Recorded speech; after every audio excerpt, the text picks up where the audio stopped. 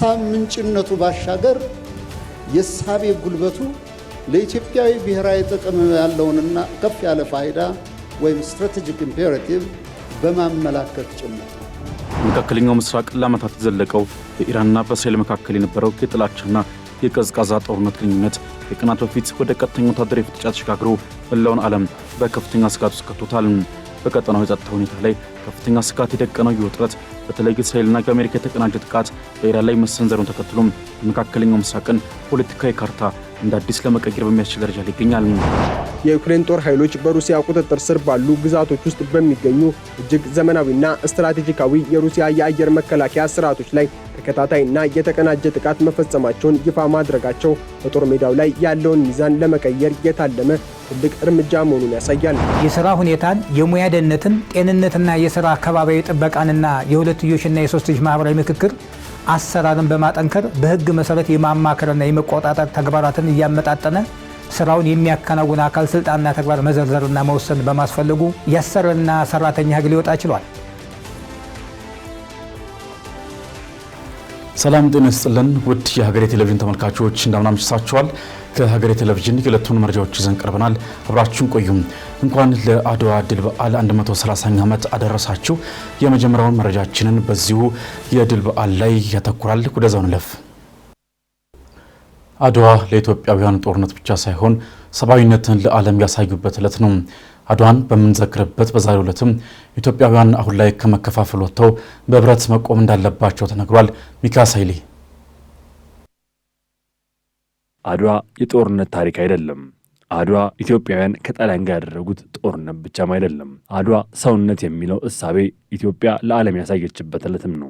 ጦርነቱ የ6 ዓመታት የዲፕሎማሲ ጥረት ሳይሳካ በ6 ወራት የስንቅ ዝግጅት በ6 ሰዓታት የተጠናቀቀ ታላቅ ድል ነው። ጥቁር ሰው መሆኑን ዓለም ያየበት ታላቅ ዕለት ነው። የአድዋ ተራሮች በዛሬው ዕለት የካቲት 23 ቀን በ1888 ዓለም ነጭ በጥቁር እንደሚሸነፍ ያሳየበትም ዕለት ነው። ይህች ቀን ሰው በቆዳ ቀለሙ እንደማይወሰን የተገለጠባት ጦርነቱ ኢትዮጵያውያንን ከተለያዩ አቅጣጫ በጥቅምት የተጎሰመው ነጋሪትና የክህደት አዋጅ ጥሪን ሰምቶ በህብረት የተቆመባት ዕለት ናት። በዓሉን ከመዘከር ባለፈም ወጣት ትውልድ ከታሪክ የሚቀስመው እውቀት ለሀገር ግንባታ ወሳኝ ነው። የቀድሞ አባቶቻችንና እናቶቻችን ለሀገር ነጻነት፣ ሉዓላዊነት የከፈሉት መስዋዕትነት ለዛሬው ትውልድ የጽናትና የአንድነት ተምሳሌ ሊሆን እንደሚገባም ይታመናል። አድዋ ለኢትዮጵያውያን ብሔራዊ ጥቅም መቆምን አስተምሯል ያሉት የኢፌዴሪ ፕሬዝዳንት ታዬ አጽቀሥላሴ ናቸው።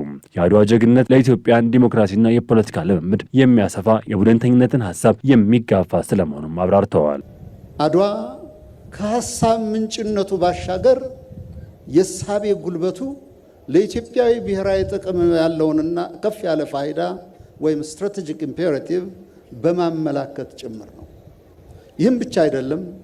የአድዋ ጀግንነት ለኢትዮጵያ የፖለቲካና ዲሞክራሲ ልምምድ ፖለቲካል ዲስፔንሴሽን እና እንደ ዋነኛ መተለሚያና መቃኛ ሊያገለግል እንደሚገባ በማመን ጭምር ነው።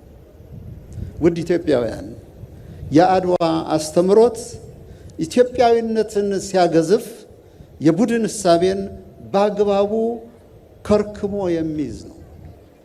አድዋ አጉራጠን ፖለቲካን ይጠየፋል። ጠባጫሪዎችንና መከፋፈልን ልማድና ጉርስ ያደረጉትን ያጨምታል። ሌብነትን፣ ውስልትናና ሀኬትን ይንቃል። የዘመኑ አድዋ አረዳድም ቁልፉ ጉዳይ ይሄ ነው።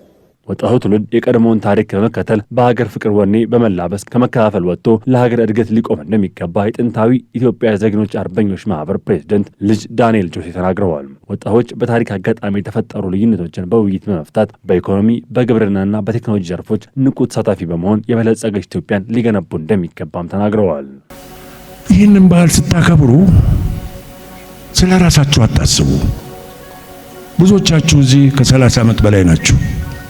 የኔን አልነግራችሁም። በየቤታችን ያሉትን ልጆቻችንን እየመከርን እየቆነጠጥን አይደለም፣ እየገረፈን አይደለም፣ ሲያጠፉ እየመከርን ደናውን መንገድ ካሳየናቸው ከኛ የተሻሉ ወጣቶች ይሆናሉ። ያ ደግሞ ማለት አሁን የተጀመረውን ንቅናቄ በኢኮኖሚ በእርሻ በተለያዩት የበለጠ ተሳታፊ ያደርጋቸዋል። 130ኛው የአድዋ ድል በዓል በተለያዩ ዝግጅቶች ሲከበር ውሏል። በዓሉ ላይ በሀገር መከላከያ ሰራዊት ወታደራዊ ትርኢቶችን አሳይተዋል። እንዲሁም ቲያትር ቤቶችም ዕለቱን የሚዘክሩ ትዕይንቶችን ሲያቀርቡ ማርፈደዋል። በዓሉ በተለያዩ የኢትዮጵያ አካባቢዎች ላይ ተከብሮ ውሏል። በኢራንና እስራኤል መካከል የተቀሰቀሰው ጦርነት ተባብሶ የቀጠለ ሲሆን በርካታ አዳዲስ መረጃዎችም እየተሰሙበት ነው። ሶስተኛ ቀኑ ላይ በሚገኘው በዚሁ ጦርነት እስራኤል በቴህራን በሚገኙ የተለያዩ ኢላማዎች ላይ ከፍተኛ ድብደባ ያካሄደ ሲሆን እስካሁን በመቶዎች የሚቆጠሩ ኢራናውያንም ተገድለውበታል። ኢራንም የእስራኤልን ከተሞች መደብደቧን የቀጠለች ሲሆን የባህረ ሰላጤው ሀገራትም ዳፋው እየደረሳቸው ቀጥሏል። ተጨማሪ አለን።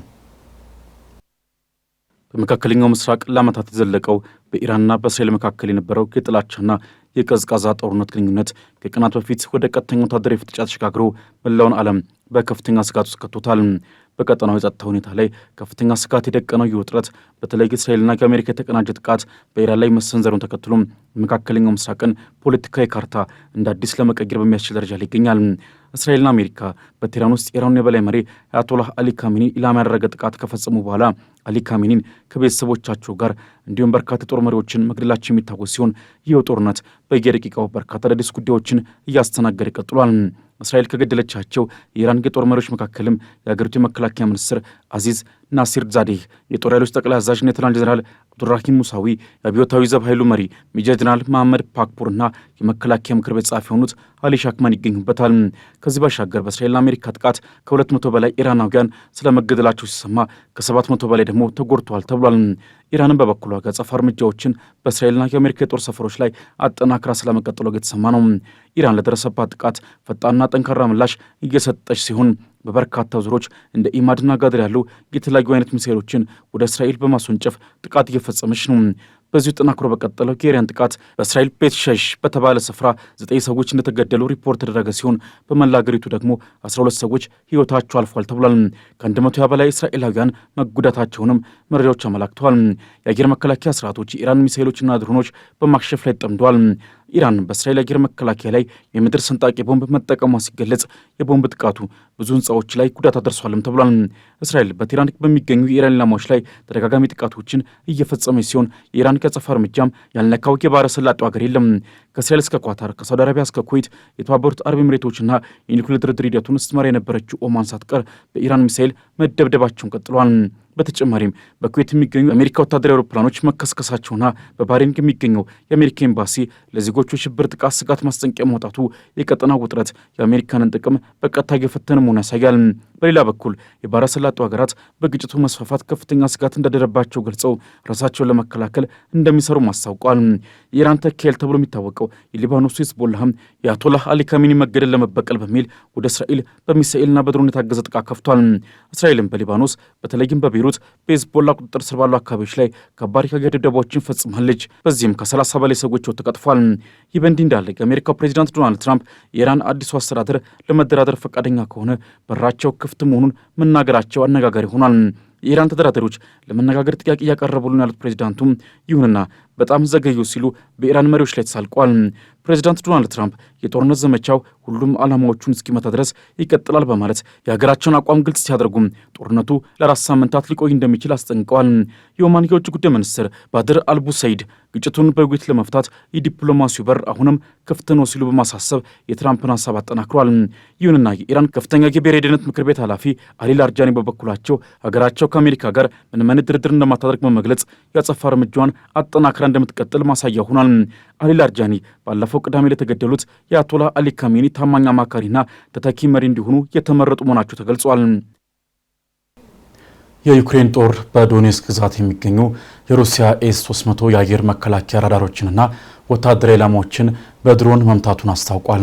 ትላንት ምሽት በተካሄደው በዚህ ጥቃት የጥይት ግምጃ ቤቶች፣ የነዳጅ ማከማቻዎችና የጦር ጥገና ተቋማት መውደማቸውም ተገልጿል።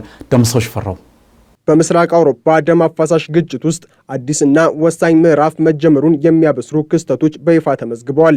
የዩክሬን ጦር ኃይሎች በሩሲያ ቁጥጥር ስር ባሉ ግዛቶች ውስጥ በሚገኙ እጅግ ዘመናዊና ስትራቴጂካዊ የሩሲያ የአየር መከላከያ ስርዓቶች ላይ ተከታታይና የተቀናጀ ጥቃት መፈጸማቸውን ይፋ ማድረጋቸው በጦር ሜዳው ላይ ያለውን ሚዛን ለመቀየር የታለመ ትልቅ እርምጃ መሆኑን ያሳያል።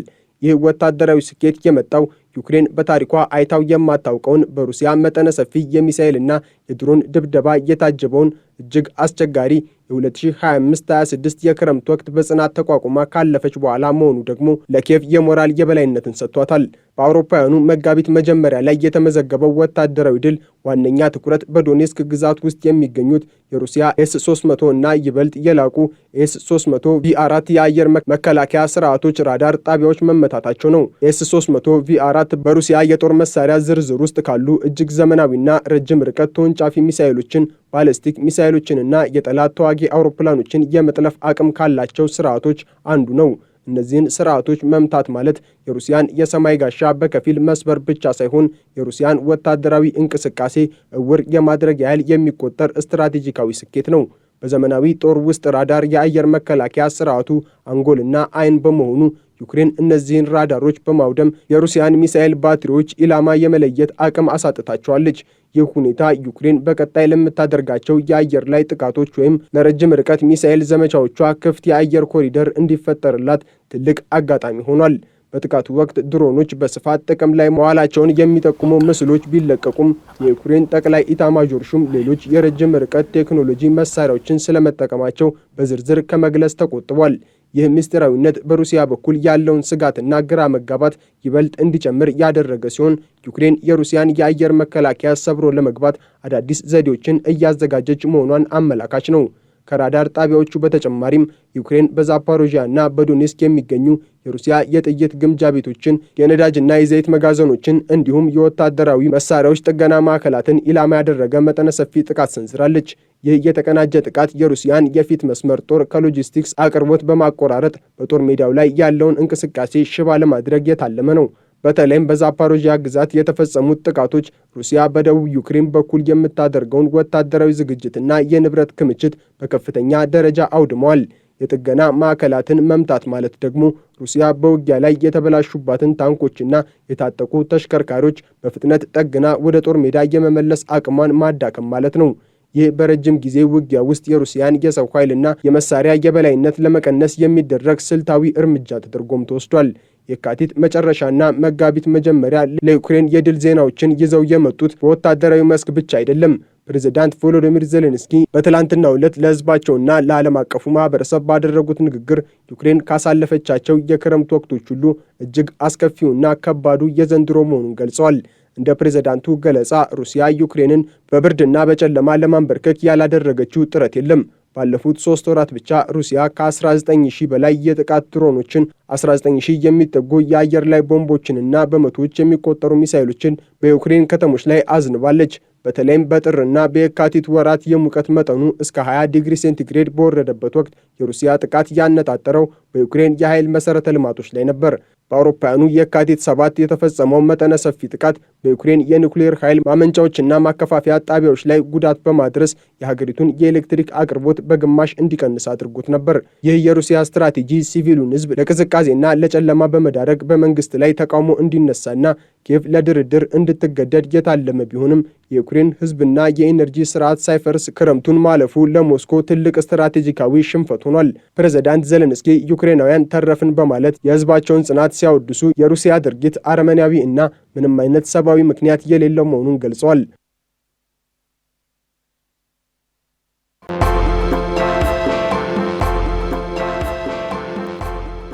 ወደ አጫጭር መረጃዎቻችን አለፍን። የኢትዮጵያ ብሔራዊ ባንክ የማክሮ ኢኮኖሚ ማሻሻያውን ለማጠናከር በባንኮች መካከል የሚደረግ የኤሌክትሮኒክስ የውጭ ምንዛሬ ግብይት ሊጀምር መሆኑን አስታወቀም። ይህ ስርዓት እስከ 2026/27 በጀት ዓመት መጀመሪያ ድረስ ስራ ላይ እንደሚውል ይጠበቃል። ባንኩ የውጭ ንግድ ገቢን ለባንክ የመሸጥ ግዴታን ደረጃ በደረጃ ለማላላት ያቀደ ሲሆን ይህም እስከ ሰኔ 2026 ድረስ ተግባራዊ ይደረጋል። በቅርቡ በተደረገ ማሻሻያ የአገልግሎት ላኪዎችና በልዩ የኢኮኖሚ ቀጠናዎች የሚሰሩ ድርጅቶች ያገኙትን የውጭ ምንዛሬ 100% ለራሳቸው እንዲይዙ ተፈቅዶላቸዋል። በተጨማሪም ባንኮች ዓለም አቀፍ የክፍያ ካርዶችን እንዲያወጡ፣ የውጭ ምንዛሬ ቁጠባ ሂሳብ ያለ ዝቅተኛ ተቀማጭ እንዲከፈትና ለትምህርትና ሕክምና ወጪዎች የውጭ ምንዛሬን በቀጥታ መጠቀም የሚያስችሉ ማሻሻያዎች ተደርገዋል። እነዚህ እርምጃዎች የውጭ ምንዛሬ ገበያውን በገበያ መርህ ለመምራትና ግልጽነትን ለመፍጠር ያለሙ ናቸው ሲል ካፒታል ዘግቧል።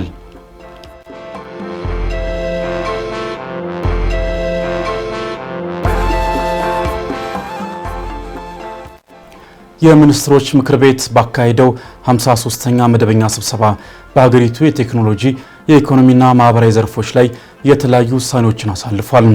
ምክር ቤቱ በቅድሚያ የአርቲፊሻል ኢንተለጀንስ ዩኒቨርሲቲ መቋቋሚያና የግል ባለሀብቶችን ሳትፎ የሚያበረታቱ ረቂቅ ደንቦችን መርምሮ በሙሉ ድምፅ አጽድቋል። በተጨማሪም ለኤሌክትሪክ ኃይል ማስተላለፊያ፣ ለዲጂታላይዜሽንና ለከተማ ልማትና ስራ ዕድል ፈጠራ የሚውሉ ከ320 ሚሊዮን ዶላር በላይ የሚገመቱ 3 የብድር ስምምነቶችንም አጽድቋል። ብድሮቹ ከኮሪያ ኤክስፖርት ኢምፖርት ባንክ፣ ከፈረንሳይ የልማት ኤጀንሲና ከዓለም አቀፍ የልማት ማህበር የተገኙ መሆናቸው ተገልጿል። በሌላ በኩል ምክር ቤቱ የዕቃ ማከማቻ መጋዘን ደረሰኝ ስርዓት ደንብን፣ የወርቅና የብረት ማዕድን ምርት ፈቃድ ስምምነቶችን እንዲሁም አዲሱን ብሔራዊ የቱሪዝም ፖሊሲ መርምሮ ተግባራዊ እንዲሆኑ ወስኗል። እነዚህ ውሳኔዎች የሀገሪቱን የኢኮኖሚ መዋቅር ለማዘመንና የዜጎችን ጠቃሚነት ለማረጋገጥ ትልቅ ሚና እንደሚጫወቱ ይጠበቃል።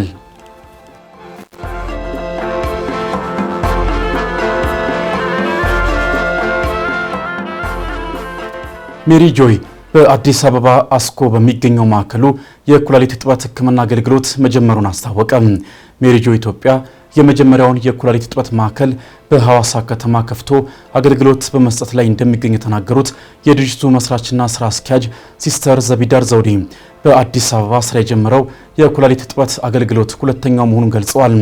በቀጣይም በአርባ ምንጭ፣ በደብረ ብርሃንና በሆሳዕና ከተሞች የኩላሊት እጥበት አገልግሎት እንደሚጀምርም ስራ አስኪያጇ አክለው ገልጸዋል። አዲስ አበባ ላይ ስራ የጀመረው የኩላሊት እጥበት ማዕከል 10 አልጋዎች ያሉትና በተመጣጣኝ ዋጋ አገልግሎት የሚሰጥ መሆኑን ተነግሯል። የጤና ጥበቃ ሚኒስትሯ ዶክተር መቅደስ ዳባ በበኩላቸው ሜሪ ጆይ ስራ ያስጀመረው የኩላሊት እጥበት ማዕከል እንዲሁም ሌሎች ፕሮጀክቶች የማህበረሰብን ማህበራዊ ችግር የሚቀርፉ መሆናቸውን ተናግረዋል።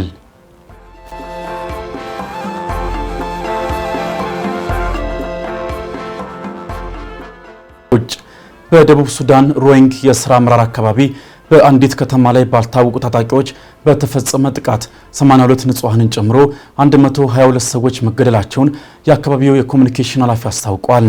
ሀገሪቱ በፖለቲካዊ ሽኩቻዎች ምክንያት በ2018 የተፈረመው ደካማ የሰላም ስምምነት አደጋ ላይ በወደቀበት ወቅትም የኃይል ድርጊቶች እየተባባሱ መጥተዋል። የአካባቢው ባለስልጣናት እንደገለጹት ጥቃቱ የተፈጸመው ከጎረቤት ዩኒቲ ስቴት ማዩምብ የመጡ ወጣቶች በከተማዋ ላይ ከ3 ሰዓታት በላይ የሚቆይ ውጊያ አድርገዋል። ኃላፊው ከሟቾቹ መካከል የአካባቢው አስተዳዳሪና ዋና ስራ አስፈጻሚው እንደሚገኙበት ገልጿል። ከተገደሉት መካከልም 82ቱ ህጻናት፣ ሴቶችና አረጋውያን ሲሆኑ 50 ሰዎች ደግሞ ቀላልና ከባድ ጉዳት ደርሶባቸዋል። ፕሬዚዳንት ሳልቫኪርና ሪክ ማቻር በ2018 የሰላም ስምምነት ቢፈርሙም ስምምነቱን ተግባራዊ የማድረጉ ሂደት አዝጋሚ በመሆኑ በተቃራኒ ኃይሎች መካከል በስልጣን ክፍፍል ምክንያት በተደጋጋሚ ግጭቶች ሲከሰቱ ቆይተዋል።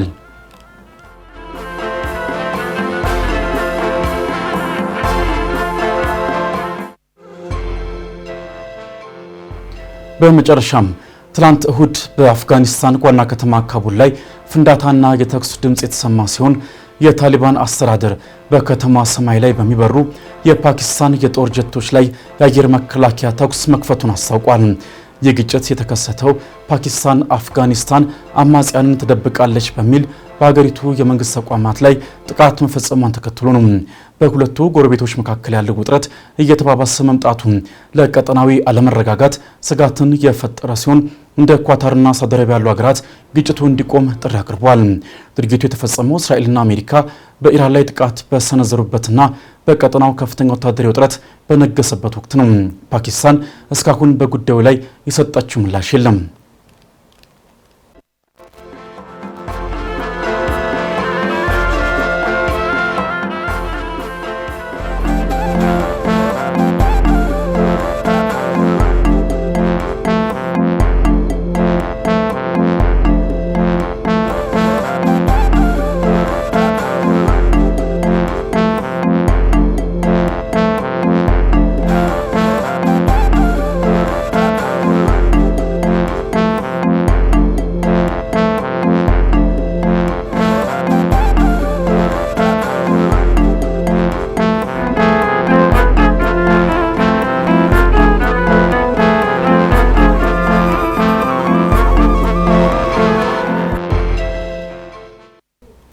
በመካከለኛው ምስራቅ ያለው ጦርነት በመባባሱ የዓለምን የንግድ እንቅስቃሴ ለውጥረት እንዳደረገው ተነግሯል።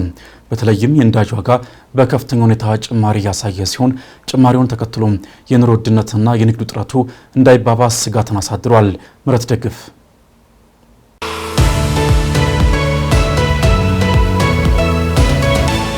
በመካከለኛው ምስራቅ እየተባባሰ የመጣውን ግጭት ተከትሎ ዓለም አቀፍ የገበያ እንቅስቃሴ ወደ ከፍተኛ ውጥረትና አለመረጋጋት ውስጥ መግባቱ ተነግሯል።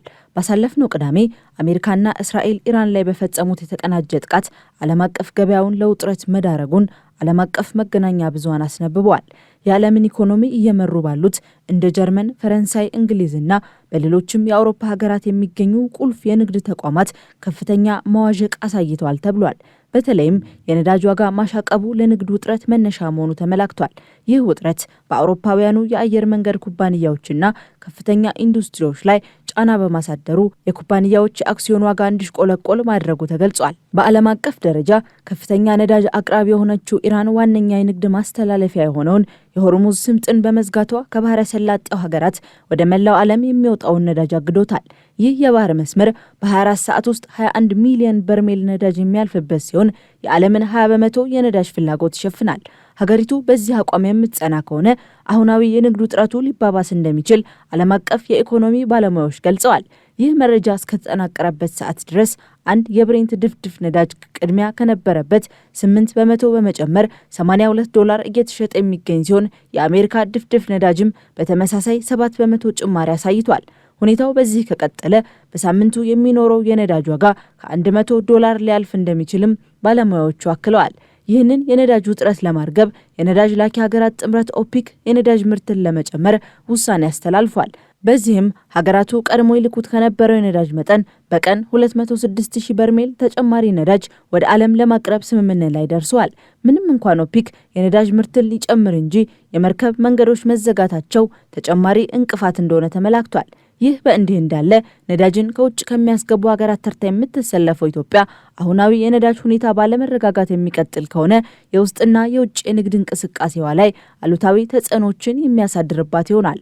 በዋናነት በዓለም አቀፍ ደረጃ ያለው የነዳጅ አቅርቦት መጠን በመቀነሱ ሀገሪቱ ከዚህ ቀደም የምታስገባውን የነዳጅ መጠን ያህል ማስገባት እንዳትችል የሚያደርጋት ሲሆን ይህም የነዳጅ ታሪፍ ጭማሪ፣ የጭነት መዘግየት፣ የሸቀጣሸቀጦች ዋጋ ግሽበትና የውጭ ምንዛሪ አቅርቦቷ ላይ ቀጥተኛ ጫና እንደሚያሳድርባት የኢኮኖሚ ባለሙያዎች ያስቀምጣሉ።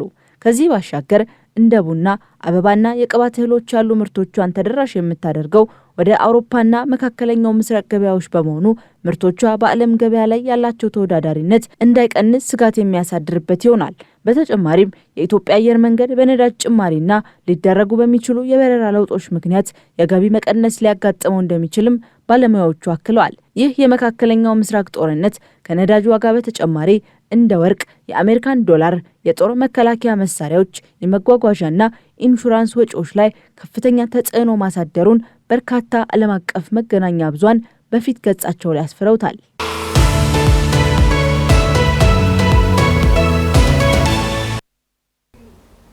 በርካታ የስራ መሪዎች በሕግ የሚሰጣቸውን ጥበቃና የሚጠበቅባቸውን ጥያቄነት ባለመረዳታቸው ለከፍተኛ የሕግ ውዝግቦች ሲዳረጉ ይስተዋላል። የዛሬው ከጠበቃ ጋር ጥንቅራችን የስራ መሪ የሚተዳደርበትን ሕግ አስመልክቶ እንደሚከተለው አዘጋጅቷል። ወደ ዞን ለፍ